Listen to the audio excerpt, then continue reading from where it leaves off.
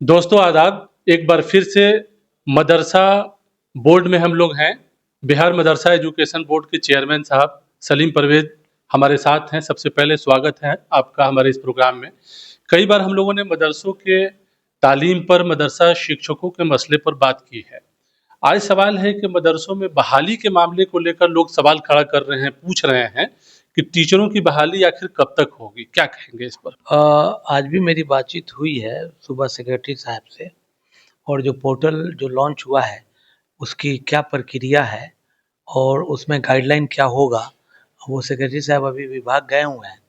और कैसे उसको ठीक डायरेक्शन में लाया जाए ताकि मैक्सिमम जो असातिज़ा हैं, जो कैंडिडेट हैं, जो टीचर्स हैं, साइंस टीचर हो या हाफिज़ हो, मौलवी हो, जिन लोगों का भी जिस मदरसे में पद खाली है, जगह खाली है, उसको कैसे अप्लाई करना है, ये सब गाइडलाइन लेकर के।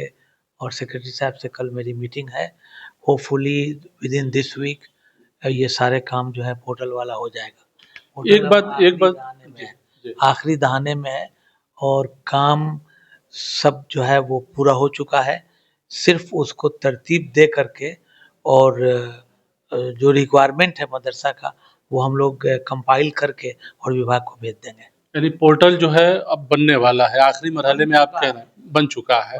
तो इसका मतलब ये है कि अब बहाली की प्रक्रिया शुरू होगी और जो टीचर की बहाली होगी उसका मतलब क्या तरीका होगा? टीईटी से लोग जाएँगे या किस तरह से जाएँगे? वो सारे डायरेक्शन जी। हमें 1 से 2 दिन के अंदर मिल जाएगा। मैं आज सुबह ही सेक्रेटरी साहब को कहा है कि विभाग जा कर के और सारा डायरेक्शन ले कर के, और नहीं हो तो हम लोग उसको अखबार के माध्यम से, आप लोगों के माध्यम से खबर कर देंगे और इंशाअल्लाह ताला वो हो जाएगा। साथ ही साथ जो लोग इतना परेशान है बहाली के लिए, मैं उन लोगों को भी बोलना चाहता हूँ कि आप लोग भी अपने स्तर से तैयारी कीजिए। 9th और 11th का हम लोग असेसमेंट करने जा रहे हैं। जिस तरह से वस्तानिया का हम लोग करते थे असेसमेंट कि भाई हुआ, उसके बाद उनका सर्टिफिकेट वो इशू होता था जो 8th का। अब हम लोग 9th और 11th का, अभी हमारी एग्जामिनेशन कमेटी से बातचीत हो रही है। Within this week we will finalise कि हम लोग आने वाले दिनों में बच्चे कैसे पढ़ें, कैसे आगे बढ़ें। आज अगर हम लोगों को सबक लेनी चाहिए तो ईरान से लेनी चाहिए कि ईरान के मदरसों के बच्चे, स्कूल के बच्चे, जितने भी तलबा हैं, वो सब बच्चे इतने आगे साइंस में तरक्की कर रहे हैं कि दुनिया की वो जो बड़ी-बड़ी ताकत है, उसको जो है वो झुकाने की कोशिश कर रहे हैं। तो मैं इसी ज़मीन में 9th और 11th का असेसमेंट भी लूँगा ताकि बच्चे और मज़बूती के साथ पढ़ें। और हमारे 204 जो फ़ाइल पड़ी हुई है उसके लिए जो मदरसे बोर्ड को 609 और में अलाउद्दीन बिस्मिल का जो केस था, जिसमें 204 फ़ाइल हमने भेजा था, उसमें कुछ क्वेरी करके भेजे हैं वो लोग। उसका भी क्वेरी का जवाब आज ही हम दे रहे हैं। और 268 फ़ाइल भी हम तैयार कर चुके हैं जो कल या परसों में चला जाएगा। तो लोग ये सवाल कर रहे हैं 1637 वाले में कि 204 और 271 की जो फ़ाइल थी उसका सही स्टेटस क्या है? यानी वो मदरसा बोर्ड में है या सचिवालय आप लोगों ने भेज दिया है? स्टेटस की अगर बात किया जाए तो क्या? 204 की फ़ाइल जो है, मैंने बहुत पहले दिन-रात लग करके सारे स्टाफ से मिल करके, और जो फ़ाइल 10-11 साल से पेंडिंग था, उसमें से 204 फ़ाइल क्लीन पाया गया, नीट एंड क्लीन। उसको हम लोगों ने भेज दिया है बोर्ड में, विभाग में। और बहुत जल्द ही जो है वो उस पर कुछ क्वेरी किया था विभाग ने, उसका जवाब भी हम लोग आज दे दिए हैं। तो मैं समझता हूँ कि जल्दी 204 फ़ाइल में जितना फ़ाइल विभाग से हो जाए, वित्त विभाग से, फाइनेंशियल डिपार्टमेंट से अलॉटमेंट हो जाए, तो जैसे भी होगा वो मैं खबर कर दूँगा। और 271 जो बाकी है? फ़ाइल था, जिसमें कुछ फ़ाइल में त्रुटि पाया गया एट द फाइनल स्टेज, जिसमें प्रोसिक्यूटरी समिति और रिकॉग्निशन कमेटी फिर मेरे पास आया। उसमें 268 फ़ाइल ठीक पाया गया। और in the mean time secretary साहब ने उसमें एक फ़ाइल को और रोक दिया जो मदरसा ज़मीन पर नहीं है। तो इस बात की तो मैं आगाही सबको कर रहा हूँ कि ज़मीन पे जो मदरसा है वही रहेगा, कागज़ पे मदरसा नहीं चलेगा। तो 267 फाइल को हम लोग कल या मंडे को होपफुली 100% नहीं 90% कल मैं 267 फाइल भेज दूंगा।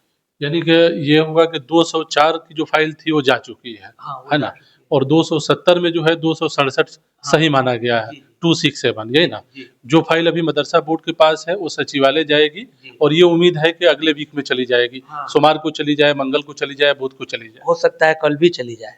कल ही हम लोग अपने सर से ये बोझ उतारेंगे और विभाग को दे देंगे कि आप इस पर अपना जो डिसीजन लेना है वो फाइनेंस डिपार्टमेंट से ले करके और इसको जो है पेमेंट के दायरे में लाया जाए। जी। अच्छा, एक सवाल सर हाफ़िज़ भी उठाते रहे हैं, पुराने जो हाफ़िज़ के पोस्ट पे जो लोग काम कर रहे हैं कि उनका इंक्रीमेंट नहीं हो रहा है। इस सिलसिले में भी आपने कुछ कहा था कि हम लोग जो है गौर कर रहे हैं, तो क्या कहेंगे? अ, वो सारे पेंडिंग इश्यूज वहाँ पे विभाग में पड़ा हुआ है। बी राजेंद्र जी जो हमारे एसीएस हैं, उनसे मैंने कई बार रिक्वेस्ट किया है कि हमारे इंक्रीमेंट को आप कम से कम निकाल दीजिए और ख़ास करके जो साइंस टीचर है, 6,000 से 12,000 ट्रेंड और अनट्रेंड का है। हम लोग चाहते हैं कि उन लोगों की सैलरी लीस्ट मिनिमम डबल हो जाए, क्योंकि एक लेबर क्लास के आदमी भी आजकल 400-500 रुपया लेते हैं। तो और पढ़ाई जो है बहुत इम्पोर्टेंट है, इल्म। अगर आपके पास साइंस टीचर नहीं रहेंगे तो ज़िंदगी के किसी शोबा में आप कामयाब नहीं होइएगा। तो उस साइंस टीचर के बारे में भी हम मंत्री जी से मिले हैं। अभी पिछले ईद के पहले मिले थे और फिर मिलूँगा कि उन लोगों का इंक्रीमेंट साइंस टीचर और हाफ़िज़ से प्रोन्नति। एक आदमी जो हाफ़िज़ है, अगर वो आईएएस आईपीएस बन सकता है, तो हाफ़िज़ से फ़ाज़िल पर, आलिम पर क्यों नहीं जा सकता है? एक लॉजिक है मेरा। तो जिसके लिए मैं विभाग से फाइट कर रहा हूँ कि हाफ़िज़ के पद से ऊपर के पद पे भी इनको प्रोन्नति, प्रमोशन दिया जाए। जिसके लिए चिट्ठी हमारी गई है विभाग में, वहाँ पे पेंडिंग पड़ी हुई है। तो अब तो सारा सब कुछ एग्ज़ाम वगैरह हो गया। अब हम लोग इसी सब काम में लगेंगे और एकै बाद दिगरे सारे काम को मैं विभाग से कोशिश करके कुछ न कुछ हासिल करने की कोशिश करूँगा। एक सवाल सर और कि एडुकेशन को लेकर चूँकि आप तालीम पर अक्सर बात करते रहे हैं, अगर मदरसों को एज़ अ होल अगर देखा जाए कि मदरसों का एग्ज़िस्टेंस या मदरसे आज के दौर में कितना अहमियत रखते हैं मुस्लिम समाज के बीच, तो आप क्या कहेंगे? देखिए, अभी हमने देखा है कि कोई मदरसे का बच्चा है जो आईएएस में कंप्लीट कर गया। तो it's kind of inspiration for all Muslim student.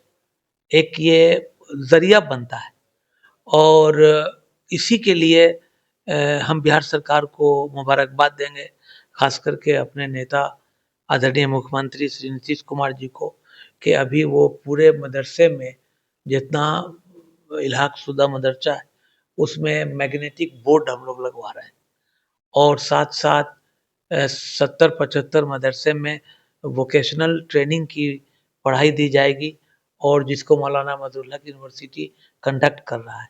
तो हम लोग हर स्टेप पर लगे हैं कि हमारे बच्चे भी पढ़े लिखें और यू सीबीएसई बोर्ड या आईसीएसई बोर्ड के पैरेलल में हमारे बच्चे आ करके जब वो 30 पारे का कुरान अपने सीने में रख सकते हैं, तो सीबीएसई बोर्ड का या बिहार बोर्ड का या आईसीएसई बोर्ड का किताब उनके सीने में उतारने में कोई दिक्कत नहीं है। जी, ये सवाल इसलिए भी अहम हो जाता है कि आप ही बता रहे थे कि 100 से ज़्यादा मदरसे जो है जहाँ टीचर नहीं है, बंद होने के कगार पर हैं या बंद हो रहे हैं।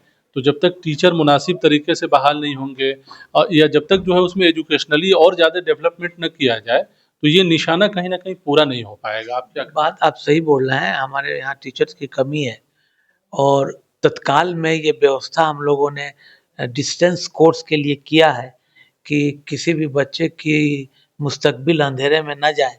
जो बच्चा टैलेंटेड है वो मौलाना मजरुल हक के मार्फत से जो कंडक्ट हो रहा है एग्ज़ाम उससे मुस्तफ़ीद हों और इन द मीन टाइम अब मेरा कोई काम रहा नहीं मदरसे में, सवाए इतने कि हमारा इंक्रीमेंट मिल जाए, हमारे पोर्टल लागू हो जाए, हमारे टीचर की बहाली हो जाए, हाफ़िज़ से